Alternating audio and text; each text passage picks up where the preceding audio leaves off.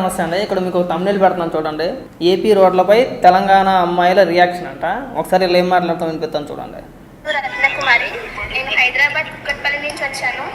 So Sankranti celebration Bhimavaram ఎలా జరుగుతాయి అన్నది నాకు ప్రతి సంవత్సరం చాలా ఎక్సైట్మెంట్గా ఉంటుంది. అలానే అదే ఎక్సైట్మెంట్ ఈ సంవత్సరం కూడా భీమవరం వచ్చాను. సో ఈసారి అసలు మిస్ కాకూడదని ఈ సంవత్సరం ఇక్కడికి వచ్చాను. ఇక్కడ వచ్చిన తర్వాత ఇదంతా చూసిన తర్వాత చాలా బాగుంది.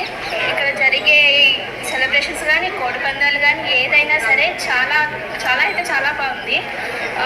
మేము వచ్చే దారిలో వెళ్ళే దారిలో అప్పటికి ఇప్పటికీ కొంచెం డెవలప్మెంట్ అయితే ఉంది.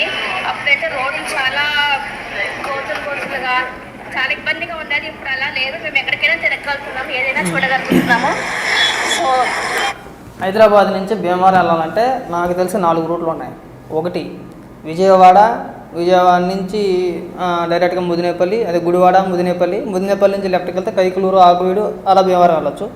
లేదు మళ్ళీ ముదినేపల్లి నుంచి రైట్కి వెళ్తే కలిదిండి ఏలూరుపాడు ఆ తర్వాత సేసలే మళ్ళీ డైరెక్ట్గా భీమవరం ఎక్కుతాం. పెద్దమీరం చిన్నమీరం కాదు మళ్ళీ భీమవరం ఎక్కుతాం. ఆ 2 రోడ్లు పరమ దరిద్రం పరమ చెత్త. మనం చెప్పుకోవసలేదు వాటి గురించి. ఒకవేళ అలా వెళ్ళలేదనుకుందాం పోనీ, లేదంటే ఏలూరు దాటిన తర్వాత భీమడోలు దాటిన తర్వాత నారాయణపురం అని చెప్పి ఊరు వస్తుంది. అక్కడి నుంచి రైట్కి కొడితే గణపవరం నుంచి ఉండి నుంచి మళ్ళీ భీమవరం.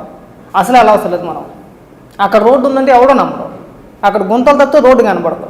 ఇంకొక దారి ఉంది, అదేటు మచిలీపట్నం నుంచి పెడన నుంచి మొగల్దూరు నుంచి నర్సాపురం నుంచి పాలకొల్లు రావాలి. లేదంటే కనుక మొగల్దూరు నుంచి ఒక షార్ట్ కట్ ఉంది దెయ్యాలు తిప్ప అని చెప్పేసి అసలు రోడ్డే కాదు అది. ఇంకెక్కడ రోడ్లు అద్భుతంగా ఉన్నాయి మాకు అర్థం కావట్లా. తెలుగులోడు ఏమనుకుంటాడంటే అవి బాబు నిజంగా భీమవరం వెళ్తానికి అంత రోడ్లు అంత బ్రహ్మాండంగా ఉన్నాయేమో అని చెప్పి అనుకుంటాడు. మేము రోజు వారంకోసారో లేదా నెలకోసారి వెళ్ళి వస్తాం. సత్తం రోడ్లు అంటే వెళ్ళాలంటే. మా దరిద్రం ఏంటంటే ఇలా విజయవాడ నుంచి వెళ్తే కొద్ది కిలోమీటర్లు తక్కువ వస్తాయి మనకి. విజయవాడ నుంచి కరెక్ట్గా భీమవరం 137-138 కిలోమీటర్లు వస్తుంది.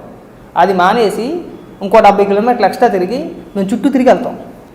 ఏటు తణుకు దాటిన తర్వాత పెరవల్ అని చెప్పి ఊరు వస్తుంది. పెరవల నుంచి మళ్ళీ రైట్కి కొట్టి మార్టేరు నుంచి మళ్ళీ భీమవరం కొడతాం. ఆ రోడ్డు వస్తాం.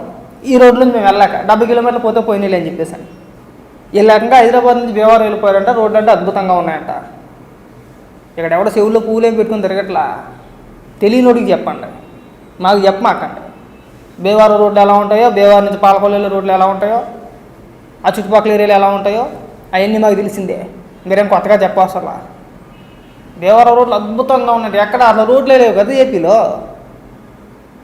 ఇంకా వినేవాడు ఉంటే చెప్పేవాడు సెలరీకి కూడా అట్లా చెప్తున్నారు. ఇలా కొద్ది మేకప్ తక్కువైంది, కొద్ది మేకప్ వేసుకొని మళ్ళీ కళ్ళజోడాలి మొఖాలకి.